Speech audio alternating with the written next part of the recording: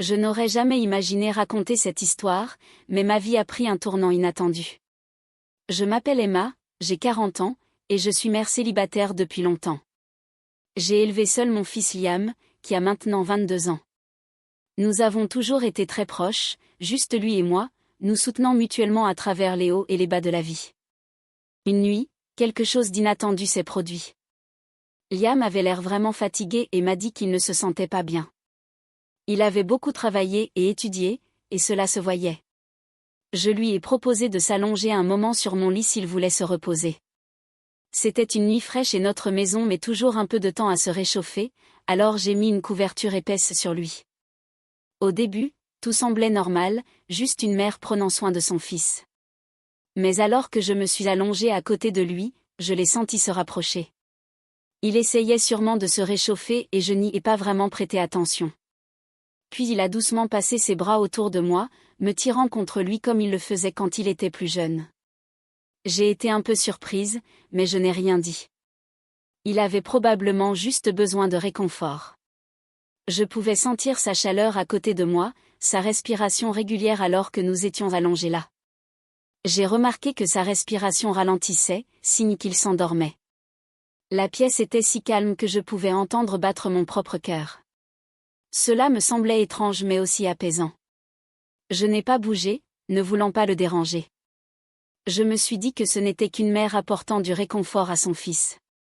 Mais après un moment, il a bougé à nouveau, se rapprochant encore plus sous la couverture. Je sentis son bras m'enlacer un peu plus fermement et je me suis figée, incertaine de ce que je devais penser. Une partie de moi voulait dire quelque chose, m'écarter, mais une autre partie est restée immobile. Il y avait une tension dans l'air que je ne pouvais ignorer, sans vraiment comprendre pourquoi je me sentais ainsi. Puis quelque chose d'inattendu s'est produit. J'ai senti quelque chose de dur sous la couverture. C'était surprenant et mon cœur s'est mis à battre plus vite. J'ai essayé de rester calme, me rappelant que c'était juste mon fils qui n'en était peut-être même pas conscient lui-même. J'étais là, tentant d'ignorer les sensations qui commençaient à grandir en moi. Je me disais que ce n'était qu'un moment étrange et maladroit qui passerait, mais à mesure que les minutes s'écoulaient, je réalisais que quelque chose avait changé et je ne savais pas comment y faire face. Liam restait près de moi, sa respiration régulière, mais je pouvais sentir la chaleur entre nous croître. Je voulais bouger, dire quelque chose pour alléger l'atmosphère, mais les mots ne venaient pas.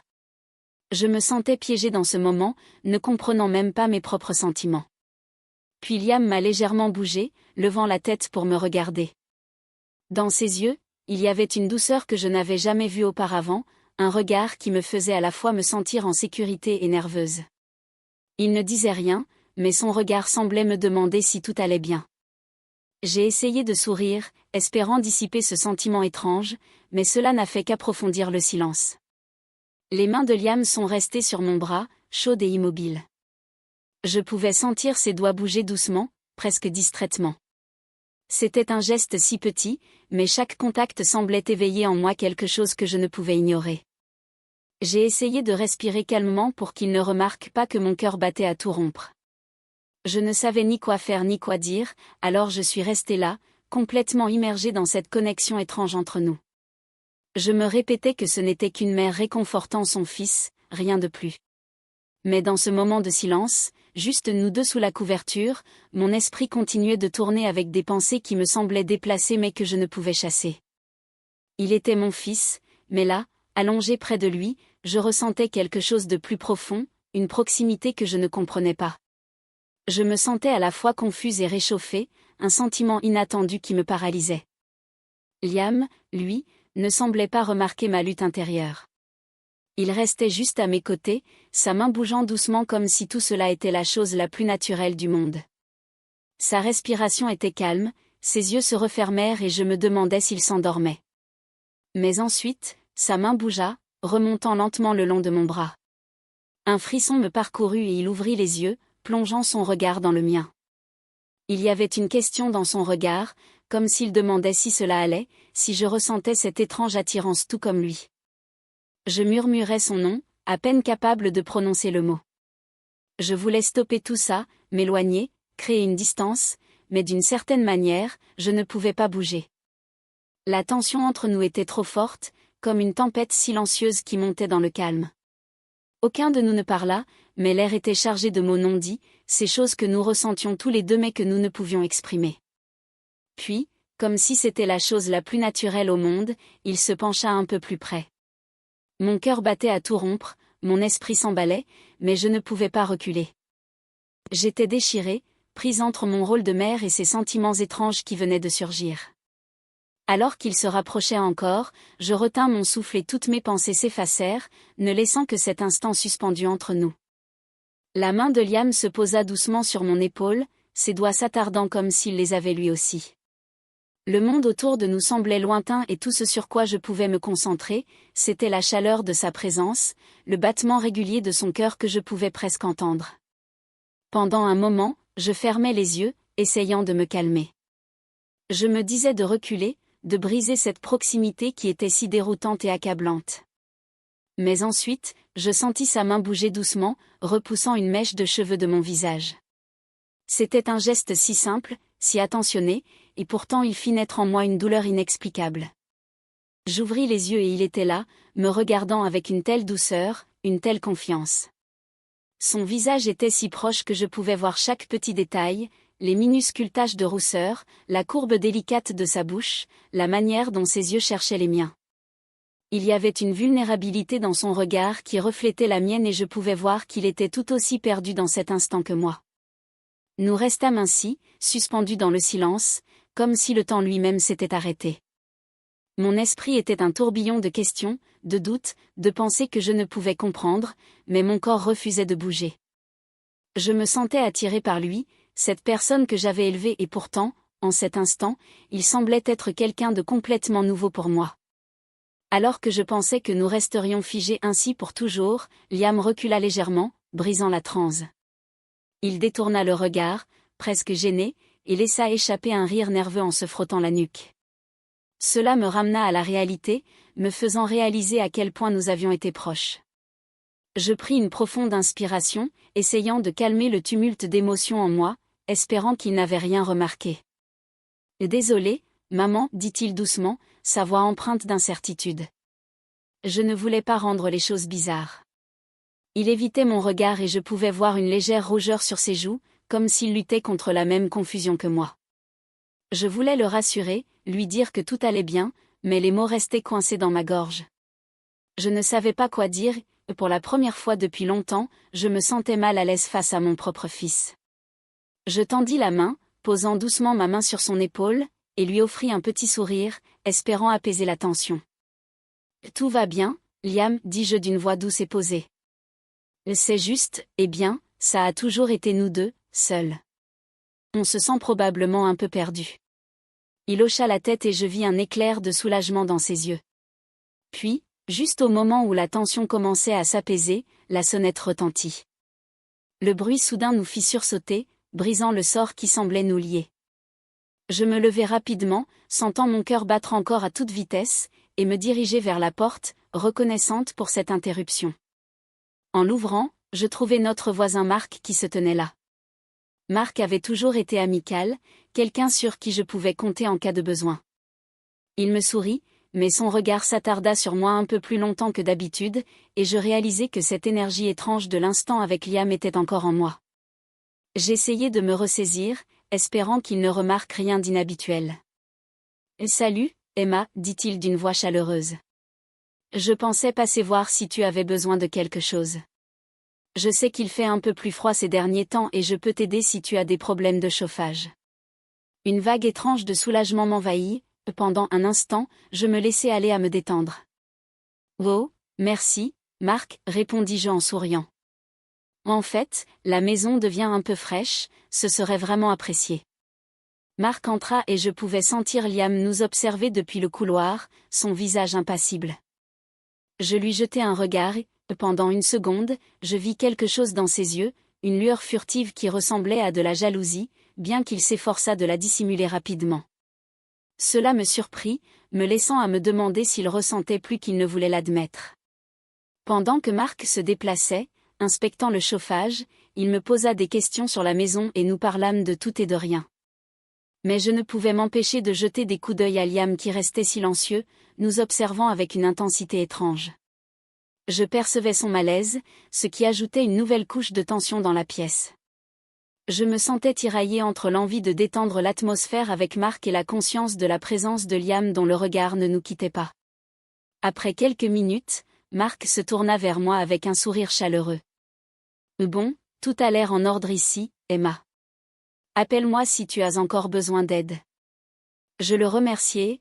Alors qu'il partait, la tension entre Liam et moi devint encore plus palpable.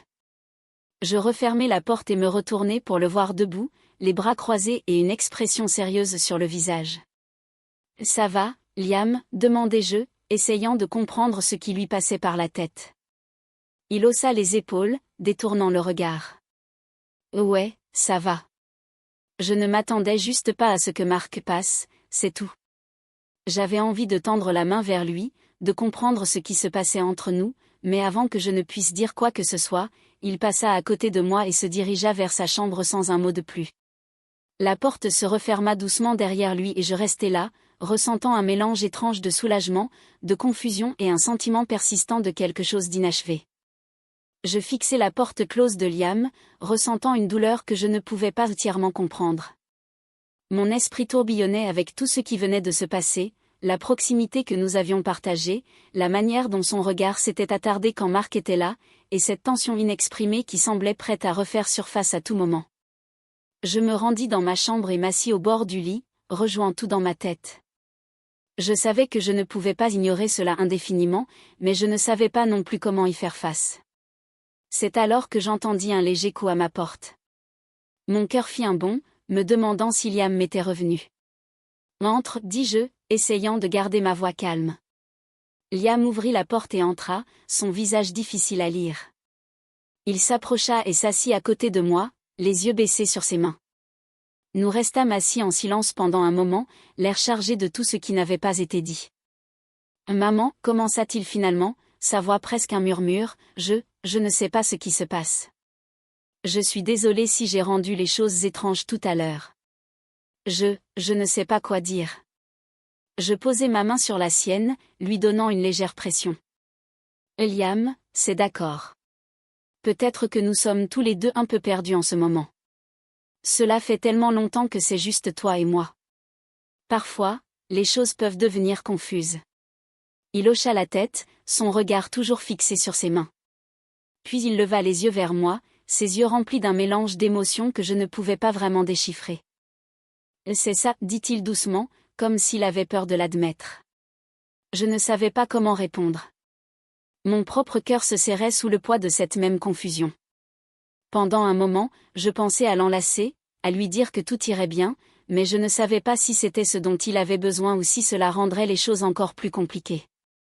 Alors je restai assise là, laissant le silence parler pour nous deux. Enfin, je pris une profonde inspiration et plongeai mon regard dans le sien. « Liam, peut-être qu'on a juste besoin de prendre un peu de recul et de réfléchir à tout ça, » dis-je doucement. « C'est bien de se sentir proche, mais c'est aussi bien de prendre de l'espace pour comprendre les choses. » Il hocha lentement la tête, mais ensuite, contre toute attente, il posa sa tête sur mon épaule, exactement comme il le faisait quand il était plus jeune. C'était réconfortant, familier, mais avec une étrange nuance que je ne pouvais ignorer.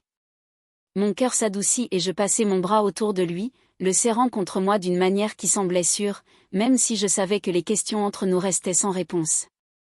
Pour la première fois depuis un moment, j'avais l'impression que nous n'avions pas besoin de tout comprendre immédiatement. Nous pouvions avancer pas à pas, trouver des réponses ensemble, même si c'était compliqué. Et tandis que nous restions là, simplement enlacés, je ressentis un apaisement, une lueur d'espoir silencieuse que, peu importe ce qui arriverait, nous trouverions un chemin à travers tout cela ensemble.